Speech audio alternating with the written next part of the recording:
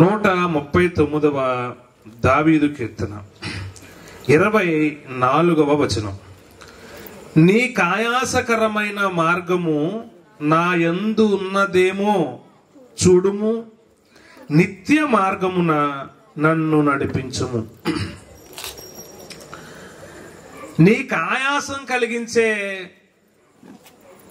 విధానం ఏదైనా నా జీవితంలో ఉందేమో చూడు దేవుడా అని దావీదు దేవునితో చెప్తున్నాడు. ఎందుకు అలా చెప్పాలి? దావీదు ఎందుకు అలా చెప్పాడంటే, దావీదుకి ఆ అధ్యాయంలో ఒక విషయం తెలిసింది. అదేంటి అని అంటే 13వ వచనం నుండి 16వ వచనం వరకు చదివితే అది మనకు అర్థమవుతుంది. నా అంతరింద్రియములను నీవే కలుగజేసితివి, నా తల్లి గర్భమందు నన్ను నిర్మించిన వాడవు నీవే. నీవు నన్ను కలుగజేసిన విధము చూడగా భయమును ఆశ్చర్యమును నాకు పుట్టుచున్నవి. అందును బట్టి నేను నీ కృతజ్ఞతలు చెల్లించుచున్నాను. నీ కార్యములు ఆశ్చర్యకరములు. ఆ సంగతి నాకు బాగుగా తెలిసి ఉన్నది. నేను రహస్యమందు పుట్టిన నాడు, భూమి యొక్క అగాధ స్థలములలో విచిత్రముగా నిర్మింపబడిన నాడు, నాకు కలిగిన ఎముకలను నీకు మరుగై ఉండలేదు. నేను పెండమునై ఉండగా నీ కన్నులు నన్ను చూచెను.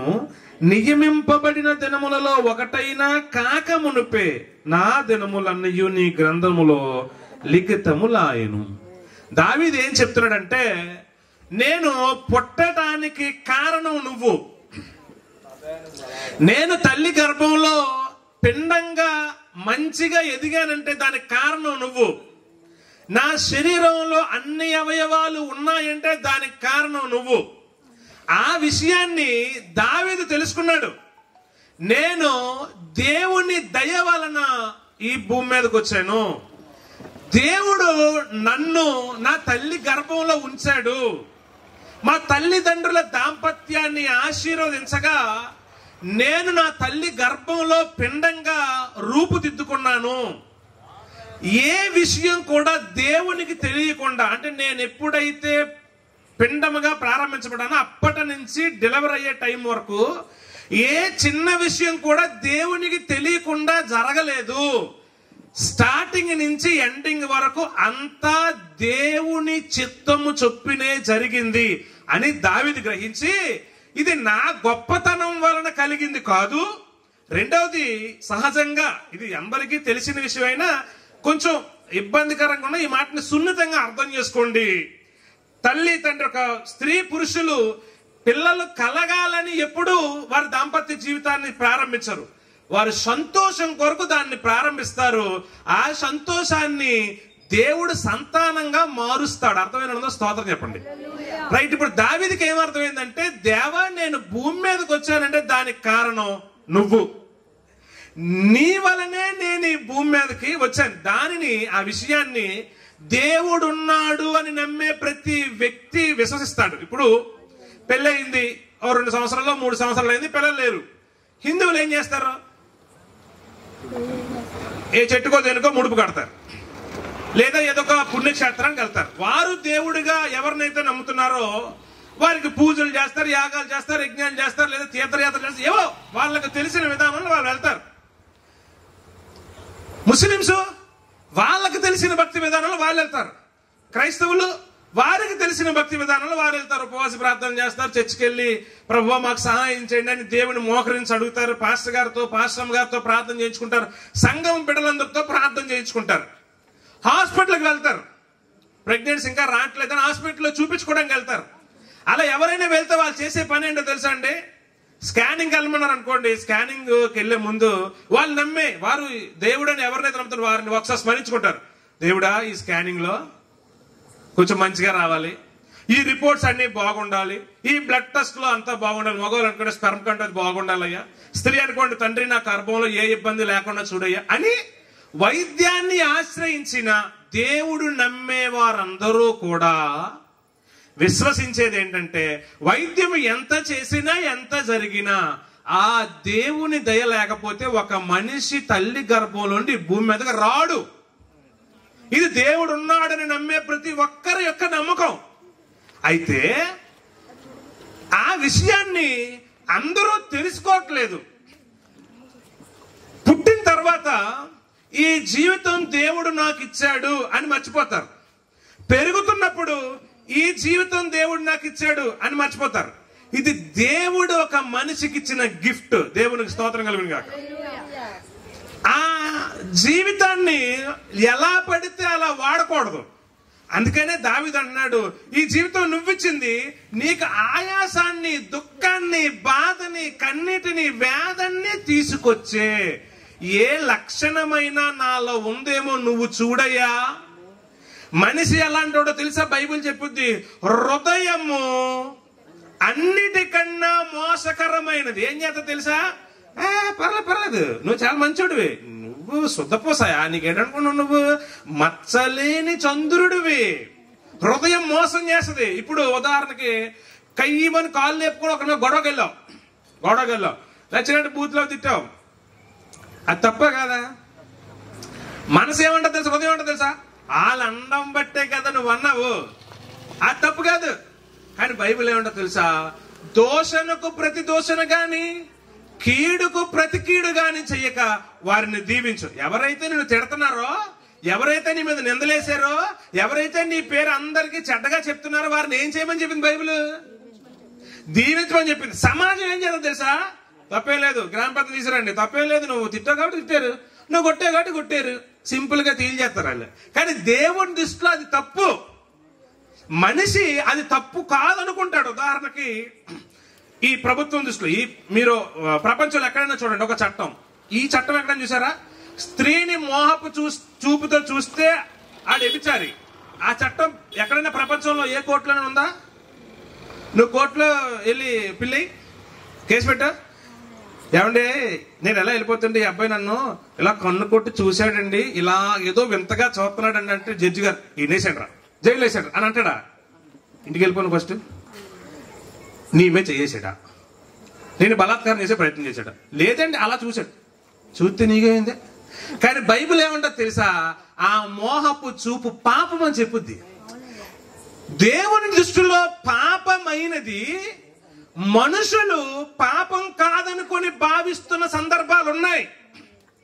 అందుకని దావీదు ఏమంటున్నాడంటే, అయ్యా నా హృదయం నన్ను మోసం చేయొచ్చు, ఏం పర్లేదు, ఇది పెద్ద తప్పు కాదులే. చాలా మంది ఒక పెగ్గ తాగుతారు, జనరల్గా ఒక పెగ్గే. మొన్న ఒక హీరో చెప్తారు, నేను సాటర్డే ఎప్పుడో ఫుల్గా మందు తాగి బీరు కొడతానంట, మిగిలిన ఏ రోజు తాగడట ఆయన. ఆ రోజు ఒక్కరోజు పీపస్తగా పీకల మీద తాగుతాడంట, పీకల మీద తింటాడట. చూసిన అందరూ ఏమనుకుంటారు, అమ్మా తాగుబోతులకు ఇన్స్పిరేషన్ అనమాట సారు. ఏంటి, ఒక్కసారే తాగుతాడంట వారానికి, ఒక్కసారి ఇంత కూడు తింటాడంట తాగి.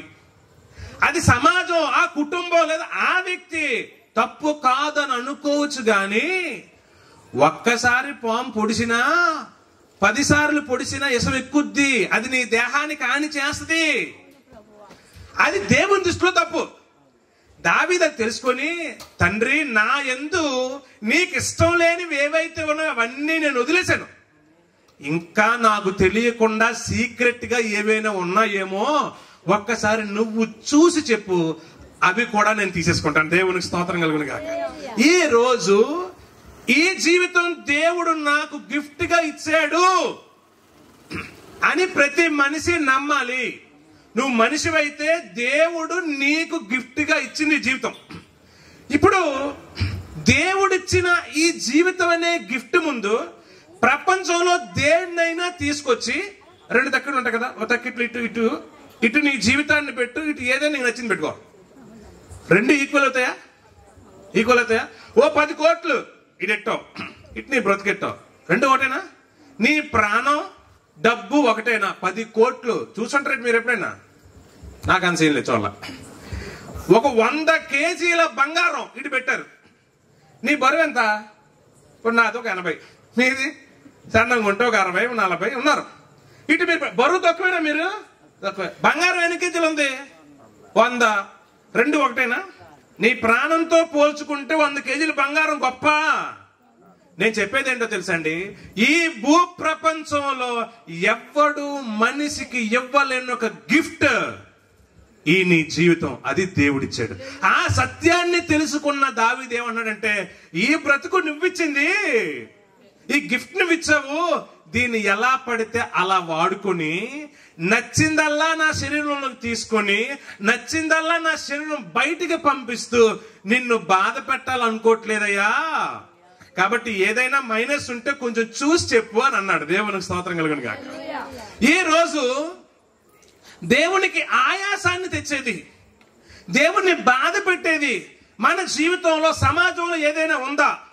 నీకెవరైనా విలువైన ఒక గిఫ్ట్ ఇస్తే దానిని తీసుకొని అలా నేల పడేసాం అనుకుందాం, అది పగల్లా ఏమవుద్దండి?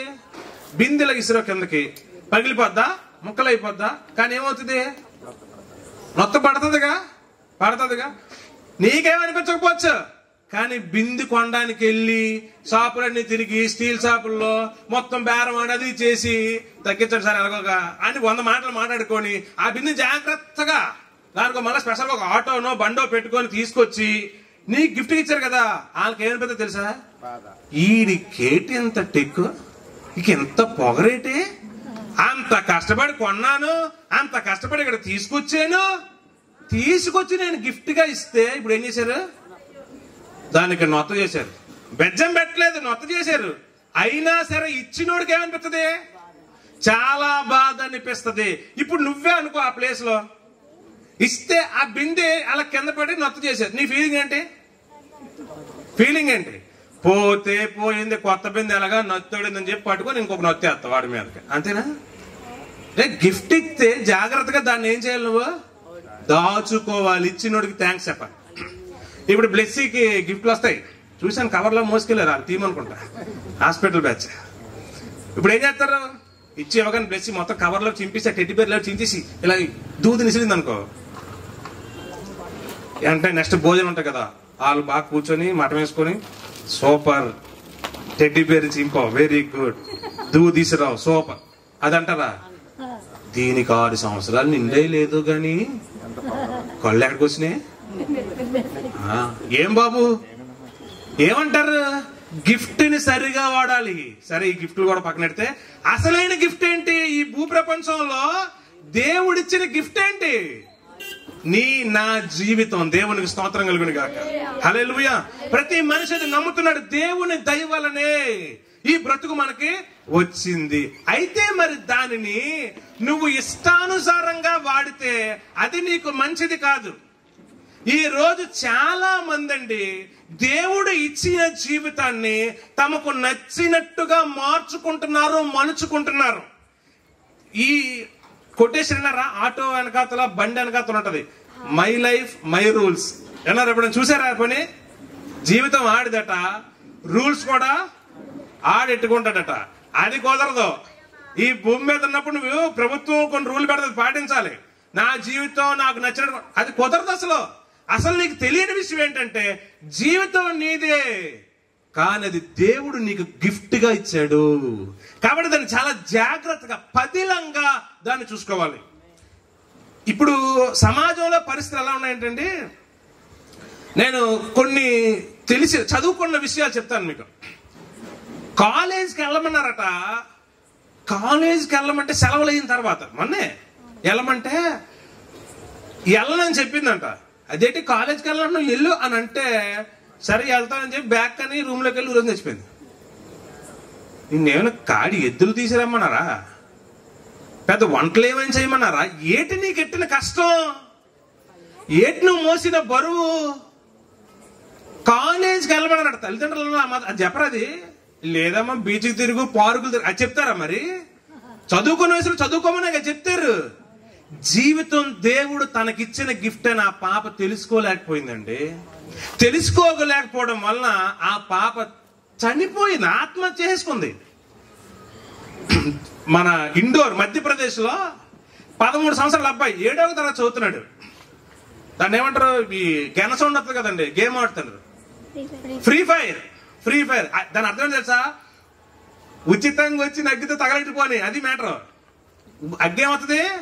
ఫ్రీగా వస్తుంది, తగలడద్దని. ఈ గేమ్లు కూడా చూడండి మీరు, కరెక్ట్ గా దానివల్ల కలిగే నాశనం పేర్లు ఆడతారు వాళ్ళు. ఆడాడంట ఆ ఫోన్ లో కొంత డబ్బులు పోయినాయటండి. ఆ గేమ్ లో డబ్బులు పోయినాయంట. ఆడి వయసు ఎంత? 13. ఆడు చదువుకుంట క్లాస్ ఎంత? 7వ క్లాస్. మీరు న్యూస్ లో చూడొచ్చు. అది ఆత్మహత్య చేసి నిలిచిపోయాడు. అమ్మకి తెలిస్తే అమ్మ నన్ను ఏమైనా అంటది, అందుకని ఏం చేశాడంటే ఇప్పుడు ఆత్మహత్య చేసుకుని చచ్చిపోయాడు. ఆడు ఎందుకు అలా చేసాడో తెలుసండి, ఆ జీవితం దేవుడు తనకిచ్చిన గిఫ్ట్ అని తెలుసుకోలేకపోయాడు. చిన్న పిల్లలు కనుక అలా చేశారండి. వాళ్ళకి తెలియదంటే పెద్దోళ్ళు మీరున్నారుగా, మీరేం చేయాలి? అమ్మా, ఈ బ్రతుకు దేవుడు మనకిచ్చిన గిఫ్ట్, దీన్ని చాలా జాగ్రత్తగా కాపాడుకోవాలి.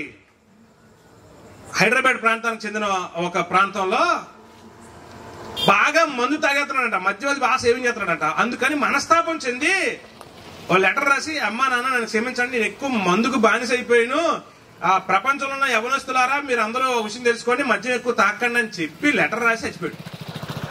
ఇప్పుడు లెటర్ రాసావు, బానిస అయిపోయినా, దాన్ని బయటకు రావచ్చు కదా. బయటకు నువ్వు ఎందుకు రావాలనే ప్రయత్నం చేయలేదు తెలుసా? ఈ బ్రతుకు నీదనుకున్నావు, ఇంకా బ్రతకడం ఎందుకు అనుకున్నావు? ముగించేస్తే మంచిదన్నావు. కానీ బైబిల్ ఏం చెప్పు తెలుసా? నియమింపబడిన దినములలో ఒకటి కూడా కాకమునిపే, నువ్వు ఇంకా ఈ భూమి మీదకి రాకమునిపే, ఈ భూమి మీద నీ ఆయుష్ కాలాన్ని దేవుడు నిర్ణయించాడు. నీకు నచ్చినట్టుగా దాన్ని ముగించుకోవటానికి నీకు హక్కు లేదు. ఎందుకంటే ఇది దేవుడు మనకిచ్చిన బహుమానం. దేవుడు మనకిచ్చిన బహుమానం. మన విశాఖపట్నంలోనే తెలియకుండా అత్తగారి అకౌంట్ లో 90,000 ఓడిందంట కోళ్ళలో. ఎంత? 90,000. కట్టాల్సిన టైం వస్తుంది కదా, ఆ టైం వచ్చేస్తుంది, అత్తకు తెలిసిపోద్ది. ఇప్పుడు చెప్పింది మా చెల్లి ఏమని, అత్తలంటే చాలా మంచివాడు అని చెప్పింది. Very good. అవును, వాళ్ళ అత్తగారు కూడా అలాంటి ఆవిడనట, చాలా మంచివాడట. తెలిస్తే ఏమవుద్ది? కాలు పైకి మెడ కిందకి ఇసిరద్ది అని చెప్పి అత్త ఇంటికి వచ్చే లోపు, అంటే కట్టాల్సిన డేట్ వచ్చే లోపు ఉర్రేసుకొని చచ్చిపోయింది. ఎదిగిన వారు కూడా ఈ కాలంలో చేస్తున్న పనులేంటో తెలుసా? జీవితాన్ని అంతమొందించుకుంటున్నారు. ప్రియా అని ఒక ఆవిడ నలుపులో అందగెత్తి, ఆవిడ ఏంటి నల్లటి ఆకారంలో అందగెత్తాడు, బ్లాక్ బ్యూటీ అంటారు ఆవిడ్ని. ఆర్థిక సమస్యలు, ఆరోగ్య సమస్యలు ఉన్నాయని ఊరేసుకుని చచ్చిపోయింది. మందులు అవి మింగేసింది, మెడిసిన్స్ అవి మింగేసింది. ఎందుకు నువ్వు అలా ప్రవర్తిస్తున్నావు? సమాజంలో చాలా మంది యవనస్తులు మీరు చూడండి, ప్రాణాలు తీసేసుకున్నారు, ఆత్మహత్యలు చేసుకున్నారు. ఎందుకు అలా నువ్వు ఆత్మహత్యలు చేసుకుంటున్నావు అంటే, ఆ మనిషికి తెలియదు ఏంటో తెలుసా? ఆ బ్రతుకు దేవుడిచ్చిన గిఫ్ట్. ఆత్మహత్య చేసుకుంటే నువ్వు అనుకునేది ఏంటి? సమస్య తీరిపోయింది. అబ్బే, సమస్య తీరిపోయింది కాదు, అసలైన సమస్య స్టార్ట్ అయింది. అసలైన సమస్య స్టార్ట్ అయింది. ఇప్పుడు గేమ్స్ ఉన్నాయి చాలా. ఇప్పుడు ఈ బాల్ 6 కొడతాడా కొట్టడా? కొడతాడని నువ్వు పెట్టావు, ఆడు కొట్టలేదు. నువ్వు మరీ తక్కువ అంటే తక్కువ 10,000, 20,000, 30,000 వేస్తారు బెట్లో. డబ్బులు ఉన్నాయనుకున్నా రెట్టిలు కాడేమైనా? అబ్బాయి లేవు, ఉన్నవాడిని ఎప్పుడో ఊడిచేశారు. ఫోనుల్లో బెట్లు, మ్యాచ్లు అవుతున్నాయి. అక్కడెవడో బాక్సింగ్ ఆడుతుంటాడు, ఈడాడు మూతి మీద గుద్దుతాడో లేదు, ఆడు గుద్దాడో లేదో తెలియదు. కానీ ఆ గేమ్ అయ్యేలోపు నువ్వు మూతి నిండా తింటావు ఎర్ర మచ్చలో. ఇలా డబ్బులు ఆటలు ఆడి చాలా మంది అప్పులైపోయి, అప్పులు కట్టుకోలేక చాలా మంది యవ్వనస్తులు ఆత్మహత్య ప్రయత్నం చేస్తున్నారు. నువ్వు అలా చచ్చిపోతే నీకు వచ్చేదేంటి?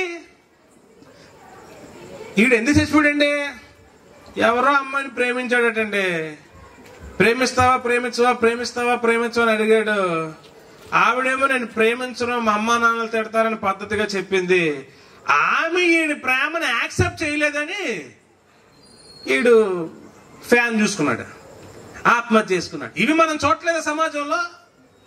ఈమె ఒక అమ్మాయి చచ్చిపోతుంది. ఎందుకు అమ్మాయి చచ్చిపోతున్నావు అంటే, నన్ను నమ్మించి మోసం చేశాడు, ప్రేమించాను అన్నాడు. అసలు ప్రేమ వద్దండి. ఎవరైనా ప్రేమిస్తారని వచ్చారనుకోండి, ప్రేమించొద్దు, ఫస్ట్ పెళ్లి చేసుకుంటామని అడగండి. వెంటనే సరే సెలవు ఉంటాం అని చెప్పి వెళ్తారు. అంత సీన్ లేదు. అంత సీన్ లేదు. సమాజంలో ఉండే ప్రేమ ఎలా ఉందంటే, ఈ అమ్మాయికి తెలుసు, ఈ అబ్బాయికి తెలుసు. ఈ అమ్మాయికి ఏమని తెలుసా, ఈ అబ్బాయిని చేసుకోను, ఎవడో మా అమ్మ నాన్న చూసిన అబ్బాయిని చేసుకుంటాను, సూపర్. ఈ అబ్బాయికి కూడా తెలుసు, ఏంటి, నేను ప్రేమిస్తున్నానే ఈ అమ్మాయిని చేసుకోను, మా అమ్మ నాన్న చూపించిన అమ్మాయిని చూసుకుంటాను. ఇదంటాడు, ఆల్రెడీ నాకు ఏముంది, చిన్నప్పుడే హిందూ లేదంటారు కదా, ముడేటిసారట వీరికి. చిన్నప్పుడే ఫిక్స్ అయిపోయారట, మరదలు ఎవరు ఉంటే చేస్తారని చెప్పారట. మరి ఎందుకు అబ్బాయి అంటే, ఎంజాయ్ చేయటానికి. దేనికట, ఎంజాయ్ చేయటానికి. బీచ్కి ఒక్కడికే వెళ్తే బాధ, అందుకని సార్ ఎవరినో తీసుకెళ్తారు, మేడం ఎవరినో తీసుకెళ్తారు. పార్కులకు ఒక్కడికి వెళ్తే బాధ, అందుకని మేడం సార్ ఎవరినో తీసుకెళ్తారు. మీ అమ్మని తీసుకెళ్ళొచ్చు కదా. బాబు కొంచెం అలా బయటికి పార్కా, ముసలిదాన్ని నీకెందుకమ్మా, ఆ ముసలిదాని పెన్షన్ డబ్బులు, ఆ ముసలిదాని కష్టం డబ్బులు తెచ్చుకొని ఈడు కూర్చొని సీటం ఇలా లొయ్య, వెనకాతలో లెక్కేదా పెద్ద పర్వతం. అది ఆ బల్లులు ఎలాగుంటాడు, గొప్ప విచిత్రంగా ఉంటాయి. అది ఇలా తలలాడు, ఆడికి వచ్చేది గూనె ఏదో రోజు ఖచ్చితంగా ఇక్కడ తెలిసేది, బొడుపు వచ్చేది అడిగి. అలాంటి బల్లు వేసుకుని రయ్యమనుకుంటూ ఇష్టానుసారంగా జీవిస్తున్నారు. మోసపోతారు, ఒక రోజు 100% మోసపోతారు. మోసపోయిన తర్వాత వాళ్ళు చేసే పని ఏంటో తెలుసా అండి, చావు అనే దాన్ని ఎత్తుకుంటున్నారు.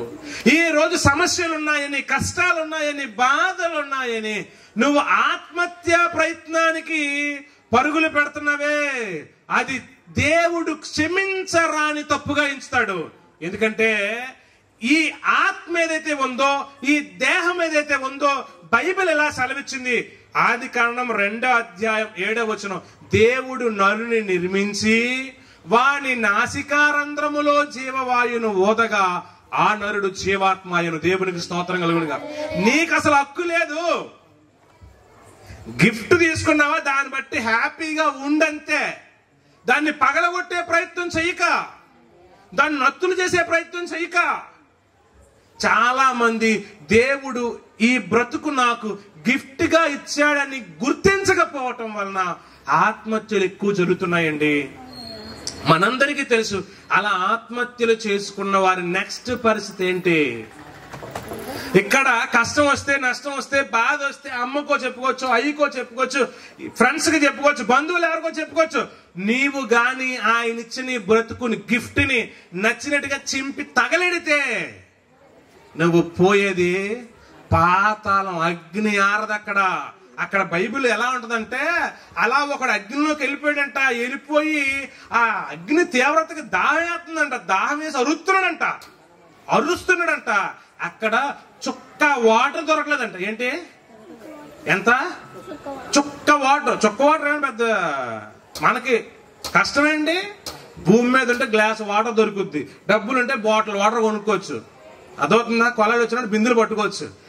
నీవు ఈ జీవితాన్ని దేవుడు నీకు ఇచ్చిన గిఫ్ట్ అని గుర్తించకుండా, ఆ గిఫ్ట్ ని జాగ్రత్తగా వాడుకోవాలని తెలుసుకోకుండా, నచ్చినట్టుగా గాని జీవితాన్ని నువ్వు కొనసాగిస్తే, నిర్ణయాలు తీసుకుంటే ఆ అగ్నిలోనికి వెళ్లాల్సి వస్తుంది. ఇక్కడున్న సమస్యలు అసలు సమస్యలే కాదు. ఎగ్జామ్ ఫెయిల్ అయిపోయిందంటే అందుకని నీ పెద్ద మనిషి ఏం చేశారండి, చచ్చిపోయారు. ఎగ్జామ్ ఫెయిల్ అయి చచ్చిపోలా. మీకు మాట చెప్పనా, చదువుకున్నోడు సంపాదించిన సంపాదన కన్నా, ఇది చాలా దౌర్భాగ్యమే కానీ చెప్తా చూడండి, రియలిస్ట్ చేసుకునే వాళ్ళు ఎక్కువ సంపాదిస్తున్నారు. మీకు తెలుసా, ఈడేమో పుస్తకాలు, అంబేద్కర్ మనోడు తెగ చదివేస్తున్నాడ, ఈవిడ చదివేస్తుంది. ఫెయిల్ అయిపోతే పెద్ద ప్రమాదం కాదు, అది నేను చెప్తున్నాను మీకు. మళ్ళా రాసే అవకాశాన్ని ఎందుకు ఇచ్చారో తెలుసా అండి, అది పెద్ద మ్యాటర్ కాదురా అయ్యని. మీకు అర్థమవుతుందా? ఫస్ట్ టైంలో పాస్ అవడం చాలా గొప్ప సంగతి. అలా కాకపోయినా పెద్ద ప్రమాదం ఏమీ కాదు. ఇందులో మీకు ఇంకో మ్యాటర్ చెప్తాను చూడండి. ఓ తిన్నామ స్కూల్కి వెళ్ళరు, కాలేజీకి వెళ్ళరు, బుక్ తీసి చదివింది లేదు, ఫెయిల్ అయిపోయిన వెంటనే సేవల మందు, పురుగుల మందు తాగేది. ఇది ఒక ఓవర్ యాక్షన్ ఆత్మహత్యలు అనమాట. సంవత్సరంలో ఎప్పుడు బడికి పోయింది లేదు, కాలేజీకి పోయింది లేదు, బుక్ తీసిన మొఖం లేదు నీకు. తెలుగు అక్షరాలు ఎన్ని అంటే మంత్రాలు చదివేస్తున్నావు. నీకు ఎన్ని అక్షరాలు ఉన్నాయో తెలియదు. తెలుసండి మనకి, మీరు చదువుతున్నారే. అరే నువ్వు బుక్ తీసి చదివింది లేదు, మరి చదవకపోతే ఫెయిల్ అవ్వకపోతే పాస్ అవుతావా? కొద్దిమంది అతి తెలివిగాళ్ళు, సార్ మేము చాలా పేదరికంలో ఉన్నాం సార్, దయచేసి పాస్ చేయించా. పేదరికంలో ఉంటే చదవడానికి ఏమైందిరా? పేదరికంలో ఉంటే చదవడానికి ఓకే కదా. ఇవన్నీ చదవరు, చెయ్యరు, సభ్యతగా వెళ్ళరు, రారు, కానీ వెంటనే నిర్ణయించుకుంటారు చచ్చిపోతాం అంతే. డబ్బులు కావాలి, అమ్మా నాకు ఏం కావాలి, ఫోన్ కావాలి. మరి శాటంత ఉండాలి ఫోన్, ఎంత శాటంత ఉండాలి. ఈ శాటంత ఫోన్లో ఏం చేస్తాడు సారు? డిపి అమ్మగారు ఫోటో, స్క్రీన్ మీద నాన్నగారు ఫోటో, అలాంటి పెట్టుకుంటారా? ఆడెవడో తెలియదు, అక్కడ తైతక్కలాడినోడు ఫోటో పెడతారు. ఇక్కడ ఈయన కన్నారు, పెంచారు, నీ కడిగారు, తినిపించి ఇన్ని చేసిన వాళ్ళు అసలు గుర్తే రారు. అమ్మతో మాట్లాడడానికి టైం ఉండదు. అన్నం పెట్టు సర్లే పెట్టావా, వెళ్ళిపో. ఏంట్రా చేస్తున్నావు? ఏం చేస్తున్నావు? నీకు కొనిసి ఇచ్చింది అమ్మ, అది కొన్ని శుభం అని చెప్పండి, చచ్చిపోతారు అంతే. మన ఆరులో ఆడ వయసు 24 సంవత్సరాలు అండి, రీసెంట్ చచ్చిపోయాడు. మందు ఎక్కువ తాగెత్తాడంట. వాళ్ళ అమ్మ నాది, రే తాగకరా ఆరోగ్యం పాడు, దుర్గపసలు తాగొద్దురా ఆరోగ్యం పాడు అని అన్నదంట. అంతే అన్నంత మాట అంటావా? రే ఏముందరా తాగొద్దు ఆరోగ్యం, అంత మాట అంటావా? ఊరే చచ్చిపోయాడు. 24 సంవత్సరాల కుర్రోడు. వేటు న్యూస్ వచ్చింది చూడండి మీరు. వయసు 24 అంటే అసలు ఏమైనా వస్తాదండి అడు? అన్ని జీవితాలను చూసివాడండి కాదు. ఇంత మందలిస్తే చాలండి. ఇది మన పరిస్థితిని బట్టి ఇది కొనలేవరా, ఇది చేయలేవరంటే చాలండి, ప్రాణాలు తీసేసుకున్నారు. ఇది సాతాను యొక్క ఉరి. బాగా అందరూ గమనించండి. ఈ జీవితం మనకు దేవుడిచ్చిన బహుమానం. దేవునికి స్తోత్రం కలుగునుగా. దీన్ని చాలా జాగ్రత్తగా వాడుకోవాలి. ఆ విషయం దావీదుకు తెలుసుకొని, ఏదైనా ఆయాస్కరమైనది ఉందేమో చూడయ్యా, చూస్తే నువ్వు నాకు చెప్తే దాన్ని తీసేసుకుంటానన్నాడు. ఈ రోజు ఆత్మహత్య చేసుకోవాలని ఆలోచించటం దేవునికి బాధ కలిగించే విషయం. ఇక్కడ ఉన్నవాళ్ళు కానీ ఈ మాట ద్వారా ఎంతవరకు అయితే వెళ్తుందో ఆ పరిసరాల్లో ఉన్నవాళ్ళు కానీ ఏ సమస్య అయినా ఉండనివ్వండి, ఆత్మహత్యలు చేసుకుంటారని మాత్రం అనుకోవద్దు. నువ్వు బ్రతికి నిన్ను బాధ పెట్టినోడే తలదించుకునేలాగా ఎదగాలి నువ్వు. దేవునికి స్తోత్రం కలుగును గాక. నేను చెప్పే మాట మీరు బాగా గమనించండి. అలా నువ్వు బ్రతకాలి, నా సమస్యల నుంచి విడిపించబడాలి, నేను ఆశీర్వదింపడాలనుకుంటే యేసు అన్నవారు నీకు సహాయం చేస్తారు. సహాయం చేసే దేవుడు ఆయన. సమస్యలను బట్టి చింతపడద్దు, బాధపడద్దు, పరిస్థితులు ప్రతికూలం అయ్యాయని నీ ప్రాణాన్ని తీసుకోవాలనుకోవద్దు. అది దేవునికి ఆయాసాన్ని పుట్టించేది. ఏం బతుకండి, ఎదవ బతుకంటారు చాలా మంది. మరి బాబు ఎదవ బతుకు కాదది, చాలా మంచి బ్రతుకు. దేవుడు నీకు ఏది ఇచ్చినా మంచిదే ఇస్తాడు.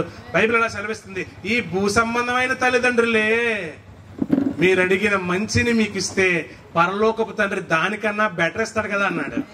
నీకు దేవుడిచ్చిన ఈ జీవితం అనే బహుమానం చాలా చాలా విలువైనది. దేవునికి మహిమ కలుగును గాక.